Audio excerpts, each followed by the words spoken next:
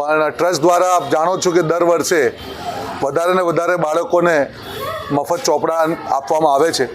ટ્રસ્ટની અપેક્ષા એક જ છે કે આનો ઉપયોગ થાય. અહીંયા નાના નાના ભૂલકાઓ જે કાલના કોઈ એન્જિનિયર છે, ડૉક્ટર છે, વકીલ છે, પોલીસ છે, એ તમામને મારી વિનંતી કે સારી રીતે ભણો, મા બાપનું નામ રોશન કરો.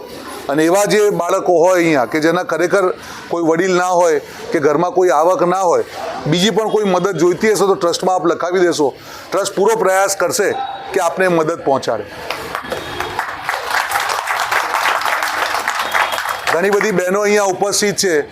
આપને પણ મારી વિનંતી કે એવી આપની આજુબાજુમાં બહેનો હોય કે જેમનો કોઈ કમાનારું ના હોય, ઘરે કોઈ આવકનું સાધન ના હોય, કોઈને દવાની જરૂર હોય, કોઈને કરિયાણાની જરૂર હોય, પણ જરૂરિયાતમંદ લોકો તમે અહીંયા આવ્યા છો.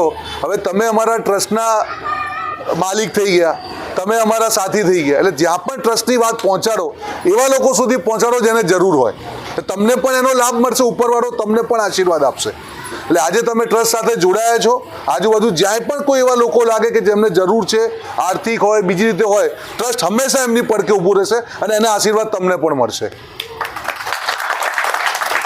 અને બીજું, આવનારા દિવસોમાં ટ્રસ્ટ દ્વારા તમને ખબર હોય તો અહીંયા કોઈને આધાર કાર્ડ હોય, કોઈ સરકારી યોજનાઓનો લાભ જોઈતો હોય, એના પણ ફોર્મ અમે અમારા ટ્રસ્ટના માધ્યમથી ભરીએ છીએ. અને મને કહેતા આનંદ થાય છે, કરીબ 300 થી 400 લોકોને ટ્રસ્ટની સેવાઓનો લાભ મળેલો છે. ઘણા લોકોના આધાર કાર્ડ આવ્યા છે, જે સરકારી સેવાઓનો લાભ ના મળ્યો હોય એ લાભ મળ્યા છે, BPL કાર્ડ મળ્યા છે, રેશન કાર્ડ મળ્યા છે.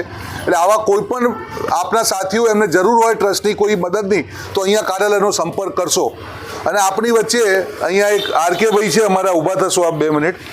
એ એમના માટે જોરદાર તાળીઓ થઈ જાય. એમને જોઈને તમે કોઈ કહી શકે એમની ઉંમર કે 83 વર્ષ છે, કોન્સ્ટેબલ છે, રિટાયર્ડ, અહીંયા 5 કલાક ટ્રસ્ટમાં સેવા આપે છે. કોઈ પણ સરકારી યોજનાના ફોર્મ ભરાવા હોય એ અહીંયા બેસીને અહીંયા સેવા આપે છે.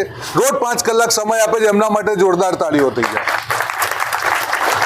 એટલે આવા ઘણા બધા સાથીઓ છે જે ટ્રસ્ટ એક માધ્યમ છે. ઉપરવાળાએ અમને સાધન આપ્યા છે લોકો સુધી પહોંચાડવામાં. જેટલા લોકો આ સેવામાં જોડાશે એટલાને વધારે લાખો હજારો લોકોના આશીર્વાદ અમને મળે અપેક્ષાથી અમે કામ કરીએ છીએ. અને તમારા જ આશીર્વાદ અમને આ કામને વધારે મજબૂતીથી કરવાની જે શક્તિ આપે છે.